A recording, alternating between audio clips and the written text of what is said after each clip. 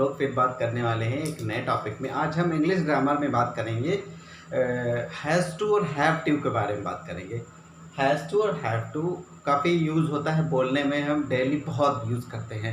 देखिए, बार बार मैं ये कह रहा हूँ कि अभी हम लोग जो है टेंस नहीं शुरू किए हैं, अभी तो हम वो चीज़ें कर रहे हैं जो हम प्रैक्टिकली बोलने में यूज़ करते हैं। इंग्लिश जिनको नहीं आती है या फिर जो हिंदी मीडियम के बच्चे हैं, हिंदी मीडियम का बच्चे हो तो मुझे पता है ना कि वीकनेस कहाँ है हिंदी मीडियम के बच्चों को। देखिए, अगर आप हिंदी मीडियम के हैं बच्चे हैं तो एक बात याद रखिए, आपको ग्रामर इतनी स्ट्रॉन्ग करनी होगी कि आप फाइट कर सके आगे जाके। देखिए, इंग्लिश मीडियम के बच्चे हो चाहे हिंदी मीडियम के बच्चे हो, ग्रामर देखिए आनी चाहिए, अच्छे से आनी चाहिए। इंग्लिश मीडियम में ये होता है, मेरे दोस्त हैं वो कहते हैं वो केवल सब इंग्लिश में पढ़ते हैं, इतना है विजुअल हो जाते हैं तो वो सब जान जाते हैं कि हाँ कहाँ कहाँ गड़बड़। जैसे मेरा एक दोस्त था, मैं नाम नहीं लूँगा, वो था इंग्लिश मीडियम का, पढ़ा मैं हिंदी मीडियम का, लेकिन मेरी ग्रामर बहुत अच्छी थी और वो उसका जो है वर्ड मीनिंग बहुत तगड़ा था। तो हम लोगों में हमेशा कंपटीशन होता था। ये बात मैं बता रहा हूँ, 8 से इंटर तक की बात बता रहा हूँ। तो आप क्या कर सकते हो, जो हिंदी मीडियम के बच्चे हैं वो अपनी ग्रामर को स्ट्रॉन्ग करिए, क्योंकि ग्रामर स्ट्रॉन्ग होगी तो आप आगे चल के फाइट आसानी से कर पाएंगे। क्योंकि जब कोई आगे कॉम्पिटिटिव एग्ज़ाम में बैठेंगे तब बहुत हेल्पफुल होगा। और मैं बार बार कह चुका हूँ, वर्ड मीनिंग आपको ऐसे नहीं याद होगी जब तक आप उसका यूज़ नहीं करेंगे। और सबसे बेस्ट तरीका है वर्ड मीनिंग तैयार होने का, पढ़िए, रीड करिए किताबों को, अगर हो सके तो न्यूज़पेपर को जो इंग्लिश में आता है, टाइम्स ऑफ इंडिया आता है, द हिंदू तो बहुत कठिन हो जाता है, द टाइम्स ऑफ इंडिया आता है, और भी जो आप किताबें पढ़ सकते हैं आसानी से, नॉवेल्स वगैरह होते हैं वो पढ़ सकते हैं। चाहूँगा कि आप लोग मेहनत करिए। देखिए, इंग्लिश बोलना it's not very difficult, English बोलना बहुत कठिन बिल्कुल नहीं है, आप बोल सकते हो, लेकिन अगर आपको आती हो तो। आपको नहीं आती तो बोलना बहुत कठिन हो जाएगा। देखिए, जब आप इंग्लिश स्पीकिंग कोर्स करेंगे, बाद में भी कर सकते हैं, अगर आपको ग्रामर आती है तो 90 दिन में इंग्लिश स्पीकिंग कोर्स कर लिया, आप बहुत ज़बरदस्त बोल पाएंगे, आसानी से बोल पाए, लेकिन आपको ग्रामर आनी चाहिए, ठीक है। तो हमें काम करना है, हमें ग्रामर आनी चाहिए। तो मैं चाहता हूँ आप लोग को ग्रामर आए, हम उस पर ही काम करेंगे। बोलने का क्या है, 30 दिन में आ जाएगा, लेकिन ग्रामर को आपको आने में उसमें समय लगेगा, प्रैक्टिस चाहिए। आप रिटन वर्क करिए, काफ़ी ज़्यादा वर्क करिए। तो चलिए आज बात करते थे हैज़ टू हैव टू के बारे में। देखिए, हैज़ टू और हैव टू के बारे में बात करनी है आज हमें। तो देखिए, इसकी पहचान जाने से पहले देखिए, बाध्यकारी, आवश्यकता, दायित्व और निश्चितता। बाध्यकारी मतलब करना ही करना है, ठीक है, या कोई काम मजबूरी में करना पड़ता है। जैसे बच्चे लोग को पढ़ना ही पड़ता है, ऑप्शन ही नहीं है कोई, पढ़ना ही है तो पढ़ना है। आवश्यकता हो, ठीक है, दायित्व तो निश्चितता हो, ठीक है, ये आप वो पढ़ के फील कर पाएंगे इनमें ये जो 4 क्वालिटी है वो है कि नहीं। बाकी जो हिंदी वाक्य में पहचान होगी वो अब देखिए क्या होता है। हिंदी वाक्य में देखिए, ना है, मुझे जाना है, ठीक है, ने है, ना पढ़ता है, नी पढ़ती है, ने पढ़ते हैं, ठीक है, ये आता है। या देखिए, पढ़ता, पढ़ती, पढ़ते, ठीक है, और जो ना और नी ने आ रहा है ये आएगा आपका वर्ग में, यानी क्रिया में आएगा, ठीक है, वर्ग में आएगा या तो क्रिया में आएगा। तो चलिए आगे चल रहे हैं, सेम चीज़ वही लिखी है कि अंत में ना है, नी है, ने है, पढ़ता आता है, तो ट्रांसलेट करते हैं तो हैज़ टू या हैव टू लगता है। हैज़ टू हैव टू लगने का जो नियम है सेम ही है। जैसे जब मैं हैज़ टू एक दिन पढ़ाया था तो क्या होता है, सिंगुलर के साथ, किसी नाम के साथ, ही, शी, इट के साथ लगता है हैज़, और हैव बाकी जो भी बचेगा वो सबके साथ लगेगा हैव। यही हमने लिखा है, देखिए, सिंगुलर नाम ही, सी, इट के साथ हैज़ टू हैव लगता है, प्लूरल के साथ लगेगा क्या आपका हैव टू, ठीक है। वर्ब की हमेशा फर्स्ट फॉर्म होती है, ठीक है। अब फिर पुराना स्ट्रक्चर है, ठीक है। चलिए, सब्जेक्ट है हैज़ या हैव में से एक ही आना है, दो तो आना नहीं है। फिर ऑब्जेक्ट आ जाएगा वर्ब की first form, subject has to, have to, not, फिर टू, और फिर वर्ब की first form, has, have, subject, to, verb की first form, object, has, have, subject, not, to, verb की first form, object. Question word has या have आएगा, subject आएगा, to आएगा, वर्ब की फर्स्ट फॉर्म, फिर object. Question word has, have, फिर subject, फिर नॉट, फिर टू, फिर वर्ब की फर्स्ट फॉर्म, फिर ऑब्जेक्ट। ये अफर्मेटिव है, निगेटिव है, इंट्रोगेटिव है, इंट्रोगेटिव निगेटिव है, डबल इंट्रोगेटिव है, डबल इंट्रोगेटिव निगेटिव। तो इस स्ट्रक्चर में एक चीज़ बहुत ध्यान से देखिएगा, ठीक है। ये टू वाले लफड़े को मैं बता देता हूँ एक्चुअली टू का क्या चक्कर है। देखिए ये टू जो है ना हमेशा वर्ब से चिपका है। देखिए ये जो टू है हमेशा कहीं भी ये वर्ब से चिपका है, तो इसमें भयभीत नहीं होना है, ठीक है, कि यार हैज़ टू आया, हैव टू नॉट कहाँ घुसा दें, नहीं।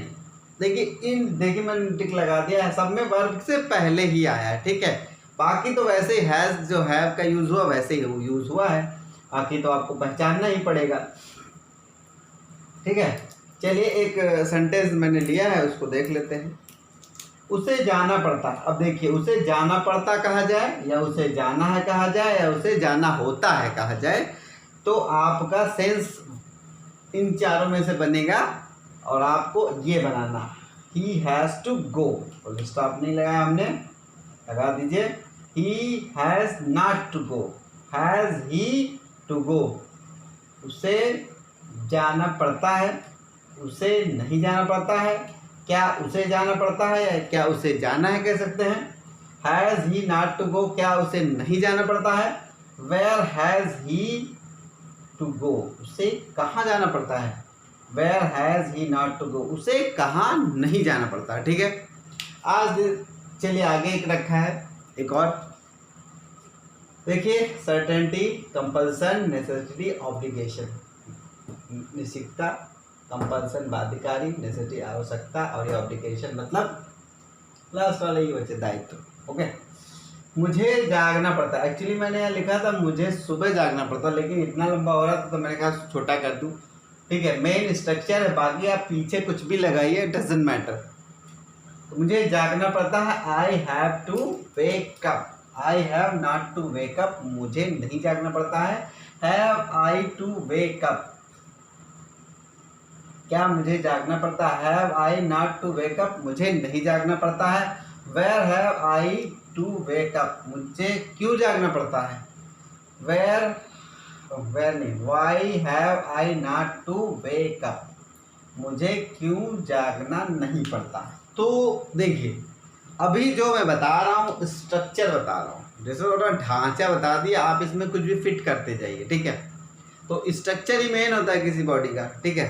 किसी भी बॉडी का स्ट्रक्चर मतलब जो चेंजेस कहते हैं वो, ऊपर से आप कुछ भी लगा दीजिए कि अंदर से चीज़ें यही हैं। आप स्पीकिंग में बोल सकते हैं आई हैव टू टीच, मुझे पढ़ाना पड़ता है, ठीक है। आई हैव टू लर्न, मुझे सीखना पड़ता है। I have to buy, buy क्या कुछ भी खरीदना पड़ता है। I have to buy vegetables, मुझे सब्जी खरीदनी पड़ती है। I have to buy milk, मुझे दूध खरीदना पड़ता है, ठीक है। I have to live alone, मुझे अकेले रहना सकता नहीं सॉरी।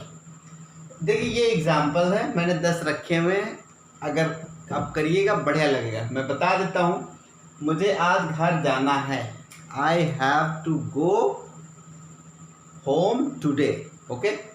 मुझे पढ़ना है, आई हैव टू रीड या स्टडी, ठीक है। पेपर आप रीड करते हो, स्टडी आप एकेडमिक किताबें जो पढ़ते हो अच्छे से वो।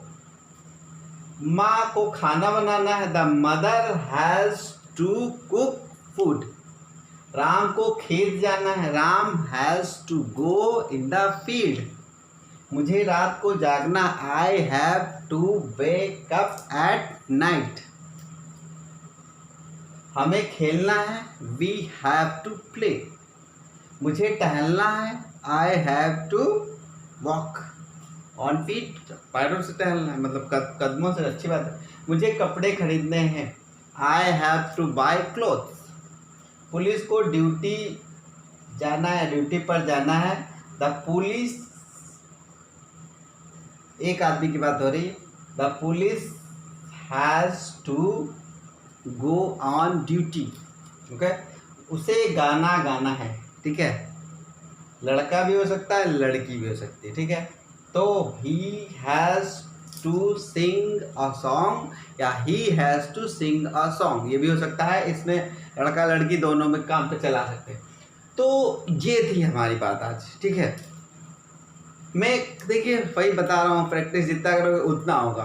फिलहाल अगर आप स्पीक नहीं करते हैं तो कोई बात नहीं है, लेकिन आपको ये प्रैक्टिस करनी है। देखिए स्पीकिंग के लिए आपको 30 90 डेज 20, अब तो इतना लेटेस्ट चीज़ें आ गई हैं, आपको 1 महीने में इंग्लिश स्पीकिंग फटाक से आएगी। कब? जब आपको ये चीज़ें आती होंगी, ठीक है। अब ग्रामर देखिए मन में है, दिमाग में है तो बोलना आसान है, लेकिन कहीं है ये नहीं है, दिमागवा में नहीं है, न मन में है तो जनते नहीं तो क्या बोलूँ। ठीक है, तो ये है। अब इसका एक चीज़ और है, हैड टू का भी यूज़ है, उस तो बहुत आसान है। देखिए इसमें हैज़ का लफड़ा, उसमें टू बताने के बाद थोड़ा सा बढ़ जाता है हैड टू, तो मैं सोच रहा हूँ इसी में बता देता हूँ। ज़्यादातर चीज़ें मैंने कुछ नहीं करना था करना था, जहाँ जहाँ है था उसी हिसाब से देखिए जाना था। नी थे, ने थे, ना पढ़ता था, नी पढ़ती थी, ने पढ़ते थे, और उसी तरह मैंने जहाँ जहाँ ज़रूरत थी उसी हिसाब से कर दिया है। और देखिए यहाँ पे मैंने हैड देखिए नहीं लिखा है, तो इसको मैं हैड कर देता हूँ। और देखिए मैंने कुछ नहीं किया है, बस यहाँ पे देखिए मैंने सिंगुलर प्लूरल सबके साथ देखिए क्या अलग अलग लिखा है, लेकिन यहाँ सबके साथ आंखें बंद करके आपको क्या लगा देना, हैड। सबके साथ इनको लगा देना है, ठीक है, आसानी से काम बन जाएगा। बाकी चीजें सेम है, तो फिर आप क्या करोगे, पहचान सब कुछ वही है, बस आपको हैड फिट कर देना। ये तो उससे भी आसान पड़ता है। देखिए मैंने सेंटेंस वही लिखा है, स्ट्रक्चर कुछ नहीं है, जहां जहां हैज है था वहां हैड मैंने पुटअप कर दिया। सब्जेक्ट हैड टू और की first form, subject had not to और की first form, object had subject फिर टू और की first form, object had subject not to और की first form, question word had subject to और की first form, object question word had subject not to और की फर्स्ट फॉर्म, ऑब्जेक्ट सेम है, बस मैंने हैड कर दिया है, बन गया सेंटेंस। उसे जाना पड़ता था, he has to go, he had not to go, had he to go, और had he not to go, where had he to go, where had he not to go. ठीक है, बस इसमें था करते चला गया हूँ, मैंने मिटाया भी नहीं है। इतना छोटा था तो मैंने सोचा इसी में ही कवर कर देता हूँ, फिर उसके लिए मुझे एक्स्ट्रा देना पड़ेगा। तो देखिए मुझे जागना पड़ता था, I had to wake up, I had not to wake up, had I to wake up, had I not to wake up, why had I to wake up, why had I not to wake up. देखिए मैं केवल English इसलिए बनाए हैं क्योंकि मेरे बाकी जो वीडियो हैं वो YouTube channel UPS Lalpur Rajpur पे हैं।